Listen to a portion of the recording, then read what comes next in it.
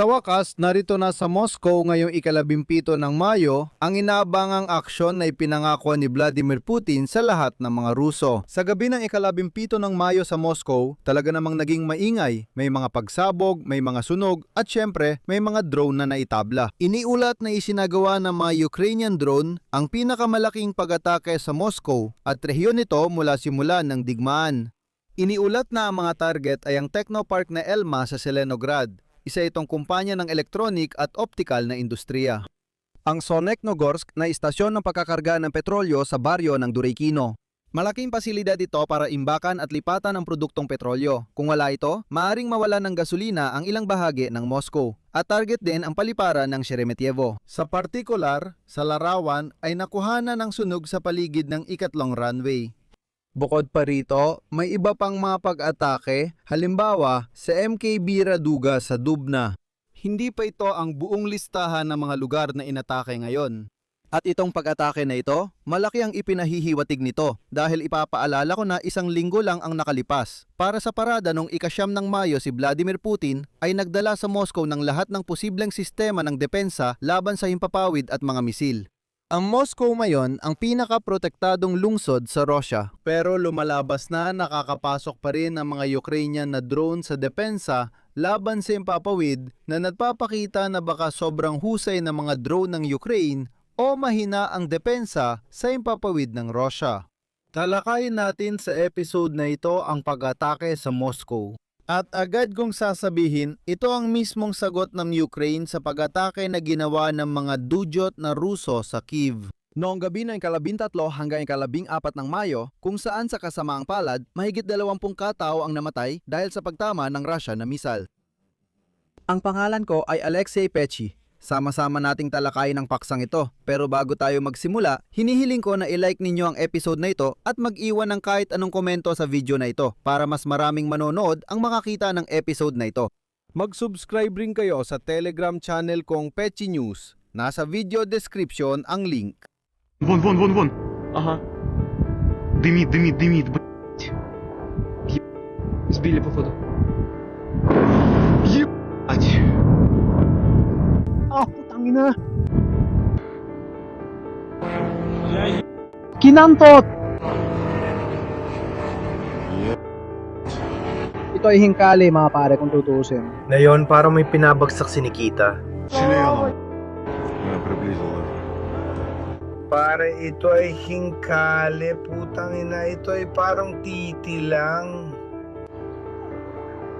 Короче, сначала сюда один дрон влетел, потом второй влетел.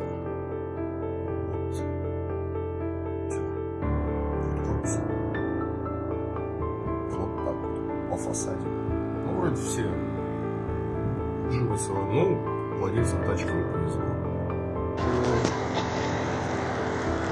На боврях я плечи.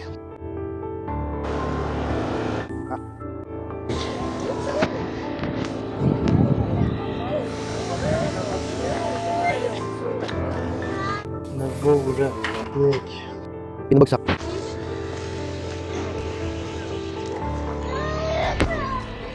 Litrato. Litrato. Pinabagsak ba tayo sa litrato?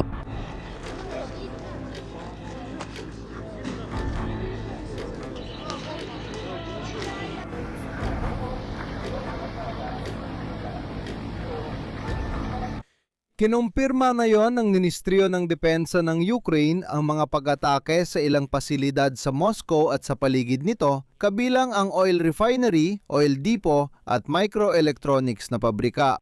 Ayon sa ahensya, isa ito sa pinakamalalaking pag-atake sa Moscow at rehiyon mula nang magsimula ang digmaan. Ayon sa Ministry ng Depensa ng Ukraine, bumabalik ang digmaan sa pinagmulan nito. Ayon sa ministry, unang tinamaan ng mga puwersa ng depensa ng Ukraine ang Moscow Oil Refinery, Solneknogorsk Oil Depot at ilang kumpanyang konektado sa microelectronics. Narito ang pahayag ng Ministry ng Depensa ng Ukraine. Dati, ang mga pasilidad na ito ay maigpit na binabantayan ng napakaraming air defense systems, pero may nangyaring kakaiba. Diyos ko, bombayin ng Rusya! Isinulat ito ng Ministry ng Depensa ng Ukraine. Ngayon, talakayin natin kung ano ang nasunog, saan tumama dahil napakaraming video na sa social media kung saan ang mga Ruso, mga taga Moscow ay umiiyak at hindi maintindihan kung ano ang nangyayari. Sabi nila, may tumatama, may sumasabog. Ano talagang nangyayari mga kasama? Sa taong ito, buong umaga talaga akong natawa ngayon. Akala ko, biro lang at kwento-kwento lang ito. Pero ganito pa rin pala magsalita ang mga Ruso ngayon. Mga kasama, ano bang nangyayari? Sa madaling salita, nung gabi na ika-17 ng Mayo, ang mga drone ng Ukraine ang nagsagawa ng pinakamalaking pag-atake gamit ang mga drone laban sa Moscow at sa rehiyon nito mula nang magsimula ang digmaan. Ayon sa Asinta Analiza, tiyak na naging target ang Technopark na Elma sa Zelenograd. Kumpanya ito sa electronic at optical na industriya na nagtatrabaho para sa complex ng industriyang pandepensa. Ang istasyon ng pagbubuhos ng Solnetsnogorsk sa Duraykino ay malaking pasilidad para sa pag-iimbak at paglilipat ng mga produktong petrolyo. At naapektuhan pa pati ang kaliparan ng Sheremetyevo. Dahil sa mga litrato, makikita ang sunog sa paligid ng ikatlong runway. At ngayon, tiyak na may sunog sa mismong istasyon ng pagbubuhos ng langis at sa Technopark. Bukod pa rito, tinamaan din ang MKB Raduga sa Dubna. Isa itong developer ng mga cruise missile. At ayon sa datos ng alkalde ng Moscow na si Sergei Sobyanin, inatake rin ang Moscow Oil Refinery sa kapot niya. Sa Sheremetyevo, ayon sa online na talaan, mahigit 200 flight ang nakansela o naantala. At iniulat ng Aeroflot ang paglilihis ng ilang paparating na eroplano sa mga alternatibong paliparan. Sa Vnukovo, halos 100 flight din ang naurong o nakansela. At narito ang ipinadala, inihayag ng serbisyo ng Sheremetyevo na ang mga labi ng mga drone ay bumagsak sa ligtas na distansya mula sa mga lugar ng mga pasahero at walang nasaktan. Sa internet, kumalat ang mga meme na tinatawag o blumok ang mga drone ng Ukraine. Kasi sa mga Ruso, buong digmaan puro debris lang ang bumabagsak pero mukhang talagang tumama sa target ang mga drone o missile. Sa Moscow, may tama ang mga bahay kabilang sa kalye ng Mikhailova sa Zelenograd, malubang nasira ang harapan ng mataas na gusali. May mga video ng reklamo ng mga Ruso na bumagsak ang balcony. Nagulat din ang mga residente ng Khimki, Lobnya at Narafominsk ng pagsabog sa social media. Nakakatawa, gusto ko lang ulit ipaalala na bago ang ika-9 ng Mayo, pinagsama ni Putin lahat ng puwersa ng depensang pangimpapawid sa Moscow. Doon, pinutol nila ang mobile internet at komunikasyon at itinaas ang seguridad sa pinakamataas na antas. Pero ngayon, ang mga taga-Moscow ay nagrereklamo kung bakit wala man lang simpleng sistema ng abiso nung nagkaroon ng pag-atake. Sa mga chat ng Khimki, Maitishchi, Zelenograd at Lobnya, sunod-sunod na lumitaw ang mga mensahe mula sa mga residente na nagtatanong kung bakit hindi tumunog ang mga sirena at ang nakakatuwa pa kung bakit walang natanggap na SMS na abiso tungkol sa paparating na mga drone.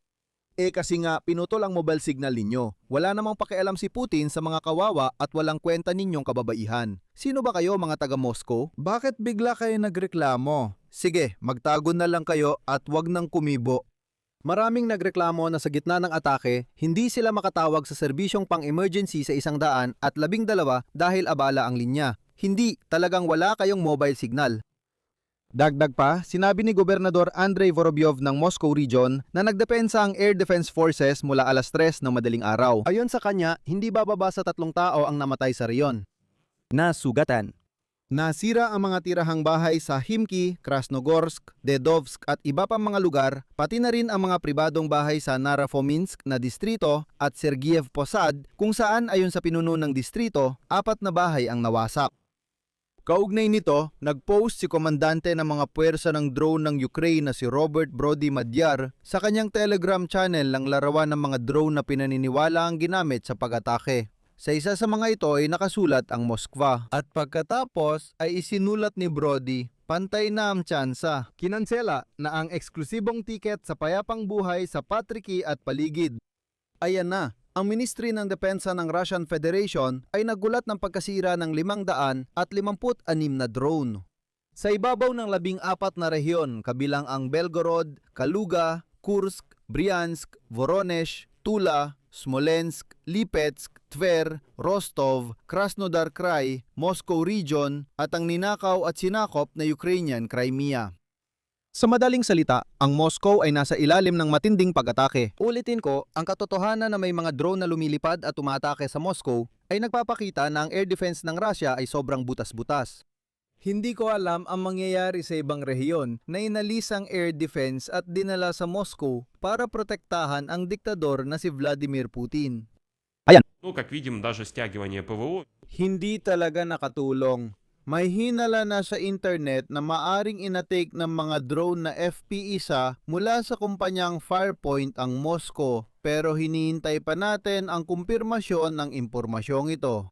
Sa usaping pag-atake sa Moscow, gusto ko lang ipaalala na mismong mga Ruso, matapos ang Mayo, siyam ang lumabag sa kasunduan dahil barbaro sila. Hindi dapat makipag-usap o magtiwala sa mga barbaro. At mula ika-13 hanggang ika-14 ng Mayo, inatake ng mga Ruso ang kabisera ng Ukraine na Kyiv, tinamaan ang isang tirahang gusali, gumuho ang bahagi ng gusali at sa kasamaang palad, mahigit 20 katao ang namatay dahil sa pag-atakeng ito ng Russia. Ito ang naging sagot ng mga Ruso sa desisyon ng Ukraine na pumayag sa tigil putukan para makapagdaos ng parada militar sa Moscow ang kalbong gagong si Vladimir Putin. Kaya ito ang ganti, may dumating sa Moscow mula Ukraine. Pero klaro rin na inatake ng mga Ruso ang Ukraine noong gabi ng Mayo 17. Inatake ang Ukraine gamit ang mga drone mula sa iba't ibang direksyon. Halos 300 drone ang lumipad papuntang Ukraine. Nagtagumpay ang air defense sa pagpabagsak ng karamihan sa drone ng kalaban, pero may ilang pa ring tumama. Partikular niyang gabi, inatake ng mga Ruso gamit ang 287 na attack drones na uri ng Shahed, Gerbera at Talmas, pati na rin mga drone imitator na uri ng Parodiya mula sa mga direksyong Orel, Kursk, Bryansk, Milyerovo, Shatalovo, Primorsko at Akhtarsk. Hinara ng aviation, anti-aircraft at missile troops, electronic warfare at drone systems, at mobile fire group ng depensa ng Ukraina ang pag-atake sa Himpapawid. At ayon sa paunang datos, 279 na kaaway na drone ang na-shoot down o napigilan ng air defense. Naitala ang pagtama ng 8 attack drone sa 7 lokasyon, pati na rin ang pagbagsak ng mga debris sa 7 lokasyon. At nagbabala ang Air Force at ito ang kanilang sinabi. Maaari may mga bagong grupo ng kaaway na drone sa Himpapawid. Sundin ang mga patakaran sa kaligtasan. Hanggang dito muna mga kaibigan. I-comment ninyo ang opinyon at konklusyon ninyo tungkol sa pag-atake sa Moscow. Sa palagay ninyo, ito na ba ang pinakamalaking atake sa Moscow? At ito na rin ba ang huli? Dapat pa ba nating asahan ang mas mabibisang pag-atake sa kabisera ng Russia? I-share ang opinyon sa komento, mag-subscribe sa channel at i-like ang video. At kung gusto ninyong suportahan ang trabaho ng YouTube channel na ito, maaari kayong magbigay ng donasyon gamit ang mga link at detalye sa description ng video na ito o sa QR code na makikita sa inyong mga screen. Yun lang po, ingatan ninyo ang inyong sarili. Paalam sa lahat.